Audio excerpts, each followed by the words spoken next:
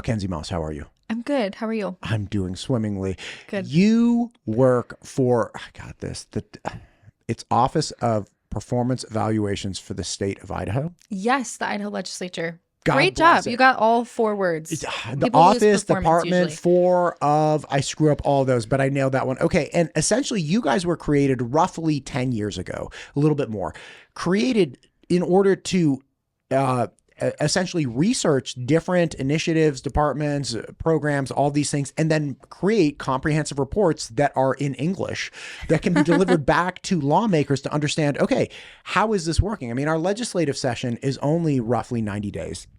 You have people working for full-time jobs and running businesses. Outside of that, they don't have the time and the resources to essentially dig into, I don't know, child welfare programs on their spare time. And they need to have comprehensive information to make decisions, appropriate decisions on the spot. So that's essentially what you guys do, which is you dig into the nitty gritty. You help people understand. You're nonpartisan, obviously, because you're like, listen, man, I'm all about just like numbers and information. There is no political leaning here. And this is something provided by the state. Like the state decided that they needed this, and you guys are that thing. Absolutely. Yes. So been around closer to 25-ish years. So I thought it was early teens. Nope. Been around longer. Didn't something happen in like 2014? We've lived in different places. So Curses. but always a legislative entity. Okay, great. Yes. 25 years. I botched it. When I said almost a decade or over a decade, Well, why'd you agree? Well, I was Feel like, free to say you're an nodding idiot at at the any vibe. point. Nodding at the vibe. Yeah, great, Matt. It was good. It was good. Just like a little longer. Okay, so 25 years. Yeah. Okay. But exactly as you described, that's what we do. So each session, anybody in the legislature. Your Health Idaho. That was made in 2014. Little different. I had Pat Kelly on the other day. Everybody check out Your Health Idaho. Anyway, I'm sorry, so funny. 25 years. So Yes. like almost double the time of Pat Kelly. There it is. Sure. Yes. Okay, great. Anybody in the legislature can request a project. Our committee will take it on, and then we go and do kind of a deep dive into whatever it was. We'll produce recommendations for whatever agency. So the report we're going to talk about today, that's the Department of Health and Welfare. And then we also have considerations for the legislature. So we'll say, here's a plethora of options that you could take if you wanted to fix this problem. Oh, so you guys not only do the evaluation of like, okay, here's the information, but you don't leave them wondering, okay, well, wait, how do I even fix X? You're like, well, look, to fix X, you have these things, and these are the ramifications that we can foresee with each of these different options. But like, you get to pick. We're just here to give you the info. Yep. Kind of depends on the report, the level of depth that each of those will go into. But essentially, yeah, we want to make sure we answered your questions. You have the information that you need. And a lot of times, like as you mentioned, a requester might not even know the full story when they put that request together. So we kind of also have this interesting job of making sure that, we covered everything that needs to be covered in that arena. Like we're getting at the spirit of the question, not just the line by line of the question. Got it. So you guys are like the ultimate problem presenters, because like the whole idea of like, don't come to me with a problem without a solution. You show up and you're like, hey, look, problem or not, you decide. And if you want to modify anything, these are easy fixes, right? Or these are fixes, not easy or not, but like these are the fixes that are at your disposal. Yeah. This is what we know, essentially. And we look to other states. We do a ton of interviews, a ton of data collection. So as much as we can in the time that we have, we'll present. Gotcha. So you guys were like the original DOGE, which was like looking at, look, what are we doing? How is it working? What could we do to fix it? And then letting the lawmakers decide, oh, okay, like these are the recommendations. That's one big misconception that I think people had about Musk's relationship in the White House. He's like, listen, we just make recommendations. We're not requiring anything. We don't have power over these budgets. It's like, look, these are things that you need to take into consideration, go from there. And like, that's essentially what you guys started doing in the 2000s, early 2000s. Yeah. Yep. I think that's a good way to describe our office. Yeah. Got it. There has been substantial improvement with child services, child welfare services, foster care, adoption, things of that nature, very much spearheaded. The credit where credit's due with Director Alex Adams from Health and Welfare. But there are other things that the state does with children outside of health and welfare as well. These are things that are actually seeing movement in the state of Idaho in recent years. Talk to me about this. Yeah, absolutely. Well, I'm glad you bring that up. Our office has had the opportunity to do kind of a plethora of work in the child welfare arena. So starting in 2017, we've produced about 5 reports that look kind of at child welfare writ large at the department. Gotcha. And those have been those have provided a lot of recommendations as to how the department could make changes. And we've seen Director Adams take a lot of movement on those. And we're going to have the opportunity to follow up on those soon. So hopefully in the next few years, as things kind of start to settle, we'll get to kind of really quantify what that looks like. But just from, having the opportunity to work with them and, consume the same type of information everyone else is, the focus has really been on improving the number of available foster families for children in Idaho, getting kids out of congregate care settings, and really kind of improving the department's processes. So that is very exciting. The report we just produced kind of just takes a little narrow look at residential care specifically. So we don't really cover a lot of those improvements. In fact, we kind of add a few more things to the list. Sure. We look kind of at what's been happening up until this point. But yes, certainly we're very excited about the momentum at the department and the awesome work that the director's been doing. Great. And again, to be clear, there is one of the big things in speaking with Director Adams several times, which is fantastic. He's always great to talk to. Yeah. But I really have to have a cup of coffee because he's throwing a dump truck of information. He's laser focused, and it's wow.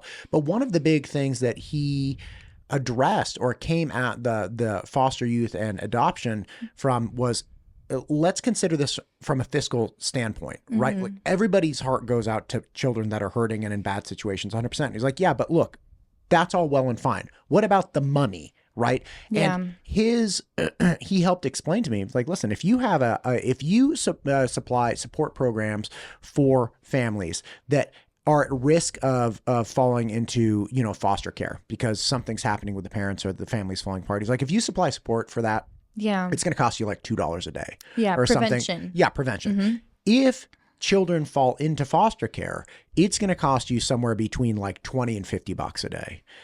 And if you have a really high risk youth, mm-hmm. and they have to go from foster care to congregate care, it could cost you up to $1,300 a day. Yeah. So from a financial standpoint, the most important thing we could do would be to keep a potential foster children with their biological families and supply preventative programs that most people come at and they're oh, I don't want to let people learn how to parent themselves. Blah, blah, blah. It's fine, but we have a social agreement that if a child needs foster care, we're going to supply that for them. Yeah. So we can take the high road of parents should just be parenting themselves. That's fine.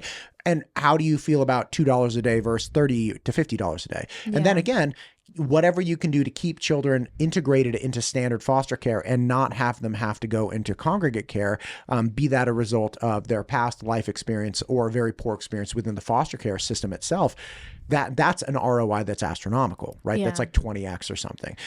So those are things where it's okay, if we look at it from this standpoint, if we look at it from a financial standpoint, this is the ROI that we're getting. And that's why we should be going down these paths. Yeah. Yeah. And I think Director Adams has done a great job of kind of exactly as you're saying, introducing that framing because it kind of brings people together from all sides. I mean, it's been the goal of the department, since its creation, to keep families together. They've kind of got a whole protocol that prevention is that first step. I know there's more investment going that direction, but the goal is always to put kids in the least restrictive setting. So keep them with their original family of origin, move them with a kin placement, then maybe someone in the community that they already know, then maybe someone in the community, at least so they don't have to leave their school, whatever it is, all the way up until a congregate placement. So nothing new in terms of the goal, but that framing, which is absolutely true, which is that the finances follow that same line, I think is really valuable because it kind of, no matter which angle you're coming from, we have the same goal, which is best outcomes for kids, which also happens to be best financial outcomes in those situations. Right. And again, that's the different framing. Yeah. It's best outcome for kids, yeah, but you can argue against best outcome. Why should we be doing this? Blah, blah. I want to save my tax dollars. Do you want to save money? Yeah, I want to save money. Nobody's against saving money. Yeah. Nobody's against that at all. So it's a lot of these programs, if you frame them differently, people realize, oh, this is a convergence of the right thing to do fiscally and like societally, Yeah. which is pretty wild. So coming back to residential care, what were the things that, pre-Director Adams were kind of on the table that were recommendations that were being made that they were just stuck, like people weren't able to break through that? Yeah. Well, I'll kind of give you a couple of answers. Sure. So the department plays lots of different roles. And one of them is like what we're talking about here, where there's actually quite a few kids that are in foster care, and quite a few just depending on the year, that have been placed actually in residential care facilities, just like we were talking about. Right. So tried all of these options, didn't work out. Maybe the child has an increased need, needs a certain service that's provided by a facility. They're going maybe in state, maybe out of state. That's one area where we noticed some improvements the department could make. And so we had some recommendations really around tracking a little bit better what the ideal placement would be for a child so we could have better metrics. So not just tracking as in, their caseworker knowing, Sure. but tracking like as in we could query this from a database. How many kids are we really lacking a facility placement for? How many kids are we really lacking a foster placement for, to help kind of drive some of those decisions? And then we also had a few recommendations around like how caseworkers could interact with kids a little bit differently. So getting in the weeds a little bit, but there's some requirements as to how quickly you have to respond to an incident. And we noticed some of those didn't apply to kids that were in facilities. That could be because there's a lot of logistics there, but we recommended, if something happens, get there quickly. Wait, so if you have somebody living in their house, then you have a response time that's required or, like whatever monitor. But if they're living in a facility, you don't have like a required response time if there's a problem? So living in a foster home, there is a required response time. And it ranges like from immediate to 5 days. And it kind of depends on this priority level that's assigned. Sure. And because kids in facilities, when there's an issue, it's handled a little differently. It's actually routed over to licensing, which is also in the department. They just don't apply that same priority. So it's really like a process issue, I would say. And because that priority is not there, it's not attached to a response time. And so I think because an issue within a facility is more of this is putting you at risk of losing your license instead of, hey, this is a problem with a kid, right? Like, and both are true. The problem with a kid does indeed put you at risk of losing your license, but it was handled predominantly just through the lens of the licensing. Exactly. Yeah. Oh. Yeah. So that obviously is like a blind spot as far as child care. Yeah. And it's not to say that caseworkers weren't informed or that they weren't kind of attempting to follow up, but the process is just a little different. And so we thought, if you were to institute that same requirement, it would put the pressure in the right place to make sure not only is licensing following up, but the caseworker is too. And so that was something that was recommended, but was too difficult to address. I'm not quite sure why that resulted the way that it did up until this point. But I do think the department now knows or has the opportunity to kind of change that. So we'll see moving forward. I think, like I said, it's kind of wrapped up in this prioritization issue. And that kind of similarly relates. One of the major things that we found actually is that abuse allegations are actually investigated differently in homes versus in facilities. So like, let's say, whether abuse happens in a home of origin or in a foster home, normally someone is making a call to CPS Sure. or Health and Welfare Central Intake. And when it's in a home, it goes through that prioritization process. But because for any child in a facility, whether they're in foster care, they're placed by their parent, if there is a call about alleged abuse against that child in a facility, it goes straight to licensing. So they just use a completely different process. But it's the same problem. It's the same problem. There's an allegation of abuse. And, some of it's kind of wrapped up in statute, who does perpetrate abuse? Is it a caregiver? Does that apply to a facility worker? This kind of, there's opportunity for both legislative and department clarity. Can't we just iron that one out later? Like, can't we just be like, hey, look, kid getting abused. Well, who was it? It's like, listen, figure that out after the fact. Is a kid being abused? Who and why? Let's figure, like, somebody else can iron that out. But there needs to be somebody with a really fast car that goes to the point of origin from the allegation. Be like, we're ironing this out right now. Was the kid, treated appropriately or not? Yeah. Well, and that's something that the department has committed to. So kind of part of our process is they get the opportunity to write a response to our report. And in that response actually included a plan to really iron out what that facility investigation process looks like. And, I'll say I don't think it's that work hasn't been done when there's an issue. It's just not a lot of clarity as to whose job it is and when. So probably someone went and followed up on the child. Sure. Do we know for sure, though? And have we made sure that there's a process that's going to make sure every kid gets that same follow-up? No. And that was our issue.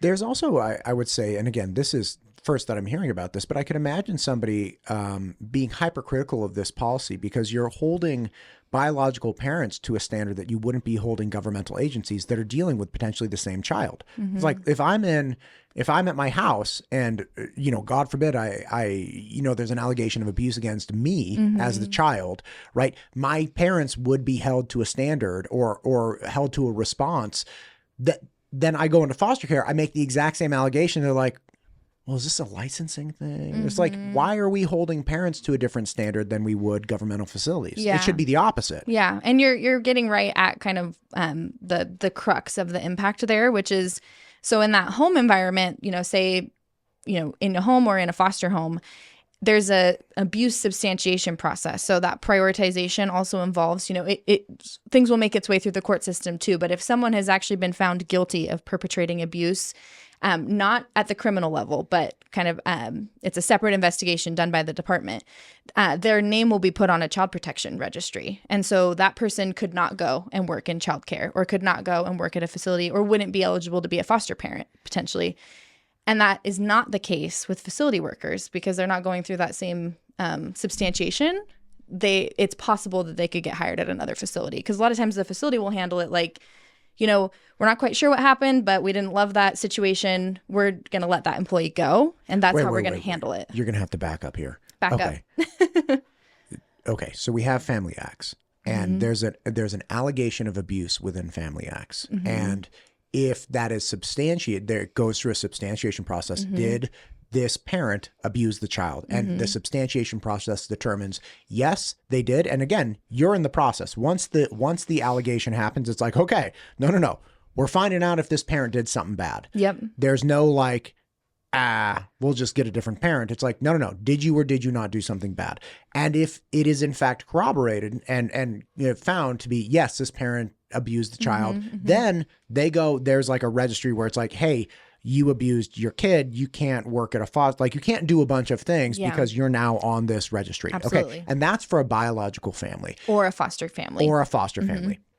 If you're in a facility mm-hmm. and let's say somebody's working for the facility and there's an allegation of abuse from that employee in the mm-hmm. facility, there's not the same substantiation process. It's, hey, facility, we have an allegation against you in a broad manner. You need to figure this out. Mm-hmm. And the facility is like, well, employee X had the wrong training. But whatever, you know what? Employee X no longer works with us. Mm-hmm. We let this person go in response to this, but there's no like, hey, can employee X just get a job at the next place? Mm-hmm. And yeah, you got to go through the application process and like they might call for a reference and that facility may, but like there's no registry. So you as an employee that has access to children that can potentially abuse them, God forbid, but it is obviously something that happens, as unfortunate as that is. There's nothing that follows you as a person. You're just the employee. And once that employment is terminated, that's essentially wiped off the face of the earth. Yes. Mm-hmm. That is wonky. Yes. One thing I'll add is that, that substantiation process is a little different than like a criminal charge. So in theory, if something happened to the extent that law enforcement had to get involved and you ended up like with a criminal charge, you wouldn't be able to get hired at another facility. But that is different than the substantiation process that's used by the department. And so there's many parents who have had their children removed without criminal charges. So it is a very different a different process, and it creates a different standard. And so this is actually something our office has talked a lot about throughout the years. We've identified similar problems in adult services as well. So we similarly don't have a registry for perpetrators of abuse against vulnerable adults. So like assisted living facilities, skilled nursing, that kind of thing. So it's an overarching problem, and it might take some legislative involvement to figure out who really should be responsible for this. Like, should it be the department, or should we have somebody outside of the department that goes in and really substantiates if abuse happens or not?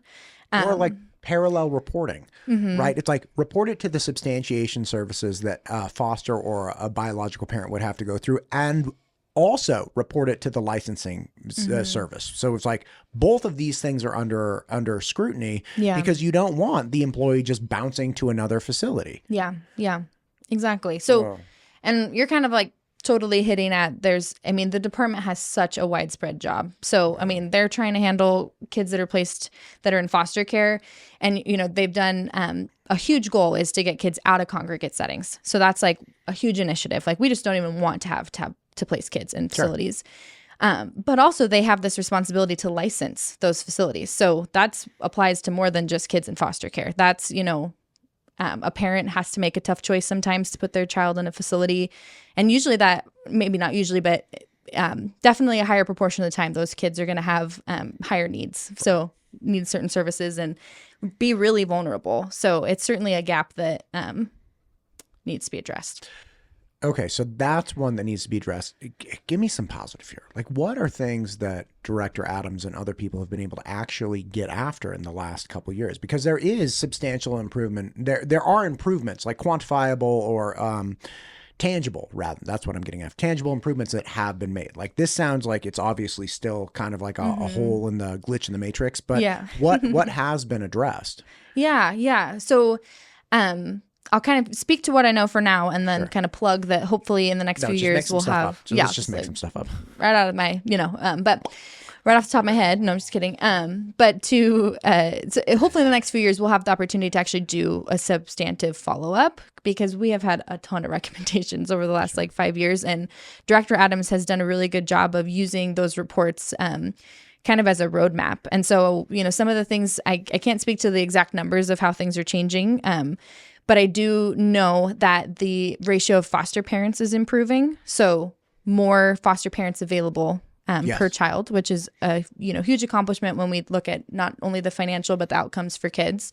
Do you know if currently we're at 1-to-1? Because we were really approaching that, like there were 97 foster parents to 100 foster kids. Yeah. I don't think we're quite at 1-to-1, but we're getting a lot closer. Yeah. And like I said, don't quote me.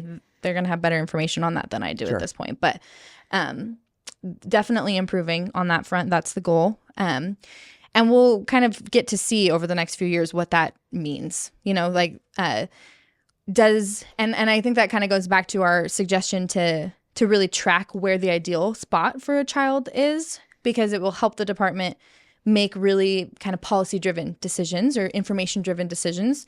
We would hope that more foster beds, more foster parents means less kids in congregate care. But we won't really know yet until we know, well, were they in a residential placement because they needed to be, or just because we didn't have enough foster care? So, a lot's going to get ironed out over the next few years. But certainly that focus, I think every single department employee, when you get an email now, part of their signature is become a foster parent today.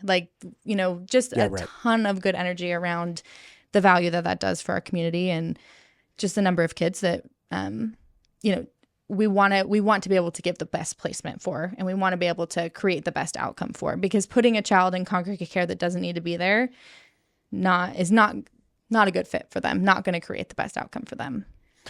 Yeah, I had somebody from the Idaho Contraceptives Education Summit, ISEN. I can't remember exactly what the N is. Maybe it's like network. I don't know. I was going to say network, maybe? Yeah, perhaps something like that.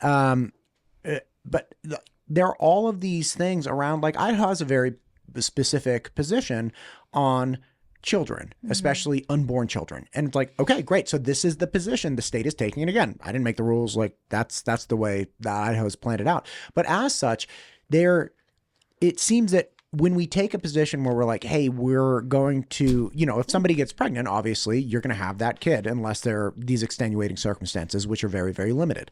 And taking that into consideration, it seems that there would also be a substantial obligation then following that, which is, hey, and we understand we've made these rules. So we support more appropriate family planning, or not even more appropriate, but just we support family planning. Plan it however you want. Doesn't matter to me. Let's just make sure whatever the family is that you end up with, that was a planned out thing and intentional. It's like, okay, great. That's an important thing. Contraceptives, education obviously becomes a broad thing around that. And then supporting families that have children that is like, listen, maybe this wasn't planned and maybe, things happen. Idaho is obviously becoming far more expensive too. It's like coffee is so expensive here. Coffee's like the great but like the protein bar, I'm equalizer. still gonna buy it. Oh my God. Yeah. We were trying to get eggs in everybody's backyard, with the chickens last year. That didn't happen. Anyway, not we, I'm just saying Idaho in general was having a conversation. But like there are the next layer is like, hey, look, things are more expensive. Families are under more stress. Like these are problems. And the best I've had, oh my gosh, Foster and Hart.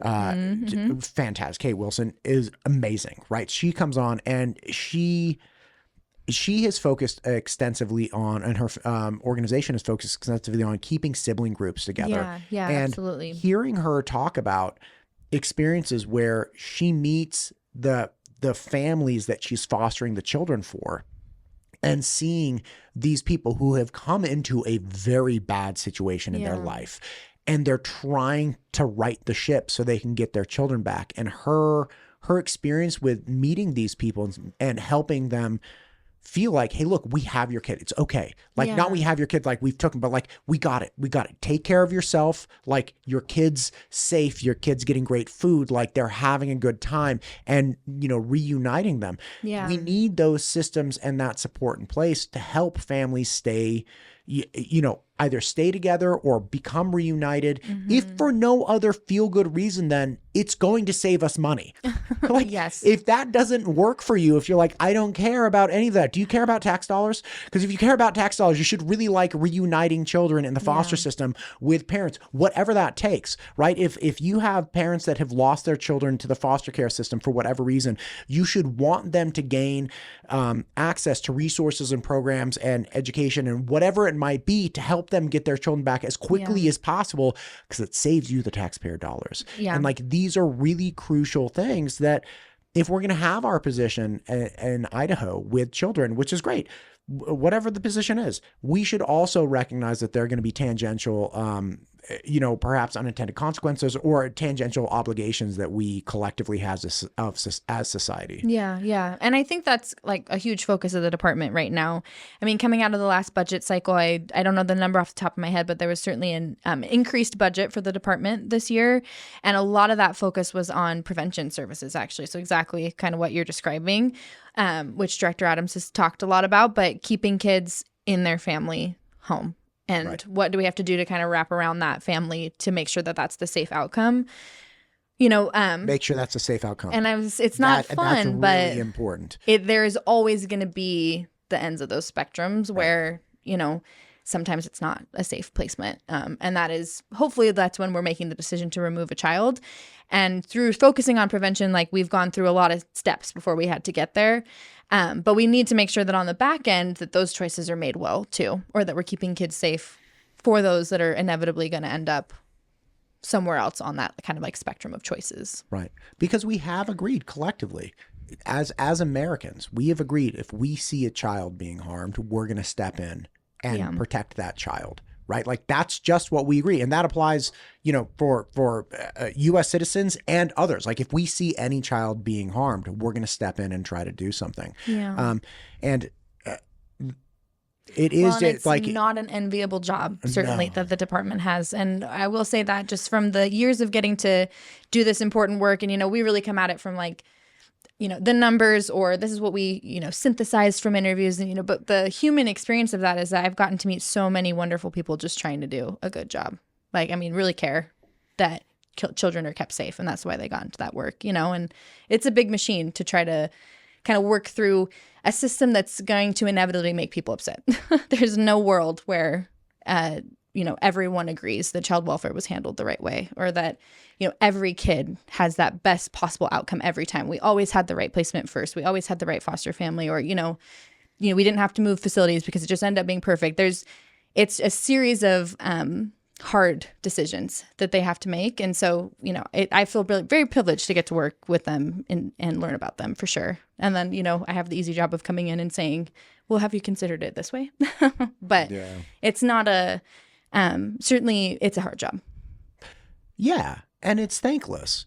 Like, it's terrible. And the people that you're working with don't I work with I speak with a lot of law enforcement people, and one individual came in and he was like, he had to reschedule. I'm like, hey, everything going all right? And like, yeah, we have this family. They have 5 kids. They're sleeping in a tent. Like, winter's coming. We're trying to find the family because, like all these reports, substantiated reports of abuse and neglect and all these things. They're like, but the mom and dad of the 5 kids that are underfed, malnourished, and sleeping in a tent in Idaho are like dodging us. Like they're moving around. I mean, obviously you don't have a permanent address, so it's really hard to find them. They're working really hard to find them. It's like, God, how could you do that day in and day out? And by the way, people are actively working against you, right? And I think I can understand having sympathy for parents that are like, I don't want the man coming and taking my kids. That's fine. But like, what's the perspective that we have, the sympathy for that kid who's 10 when they're 20 and they are looking at the state saying, I was in the pit of hell. Where were you? And they're like, well, your parents, it's like, it's such a tricky thing. It's so tricky because, there's also many experiences shared of the foster care is not a great experience for many kids either, and who's to say when that 10-year-old becomes 20 that's not the story they, that they have at that point. So it's tough. I think, when you find yourself in a situation where a child may need to be removed, you've already got a lot of factors at play that are going to make the situation risky or not ideal. So we hope, and research shows, staying with the family, reunifying with the family, that's going to lead to the best outcomes. But sometimes not. Sometimes we have to have removal. That's going to be the best situation. And you just have people that are well-intentioned trying to make that right decision at the right time. But I think that's where, we just get it. Like, it's a system where you're not ever going to have everyone be happy. There's always going to be someone upset at that situation because it's a tough situation. If you've entered, it's already kind of off to a start where, if that makes sense. But makes sense. Probably like your office. Like, whenever you put out reports, it's probably never glowing and perfect. It's like somebody's going to be mad. It is wonderful when we have lots of positives, though, which is why I'm very excited about the upcoming child welfare follow-up. And we've had lots of good examples where, we come in with follow-ups and lots of changes have been made. So I think that's personally what I really enjoy about the job is getting to just take experiences from all across the board. Like we have this tough job of communicating with the legislature and with the media and with the organization and with all the stakeholders. So we are just like really trying to bring together a lot of converging realities all in one and get it's a tricky task of how to package that and communicate it. But at the end of the day, really the goal is that information that wasn't previously available is now available, and that hopefully leads to better decision making. I dig. Yeah. MaKenzie, we've covered a lot of things. Yeah. Did we miss anything as far as the child residential care, performance evaluation? I don't think so. I think, if I had to have one takeaway, it's just that system is so complex. So we've got the foster care piece, but we've also got the licensing piece. And really the department just has this tough role of making sure all those entities are working well together. So really developing a system where we know no matter which contact point you called, it's going to get handled, and it's going to get handled equitably. Yeah, this is one of the times when saying equitably is not a bad word. Hopefully. Like we want equity in the substantiation process between, parents and, of course, facility workers. Yeah. That would make sense for the protection of children. Absolutely. Right? Yeah. And we want the facility to need to provide proper training and to kind of be held accountable beyond just letting a staff member go as well. Yeah, man, that doesn't seem. That's like when people got really mad at corporations because they did all the terrible things. They're like, no, we fired someone. But your organization defrauded people of like billions of dollars. Like what happened when that was like that Wells Fargo thing, not child abuse, but the Wells Fargo thing when they got people to they aggressively or falsely signed up people for like checking accounts and It's like, yeah, we changed that policy. It's like, but you did all of these things. Like, that's not like, yeah, but like we let that staffer go. It's like, man, and by the way, they work for the other guy now. It's like, doesn't even matter. Anyway, Mackenzie, thank you for coming in. When is the next report on the resident? Like, when's the follow-up? Yeah. Well, thank you for having me first off.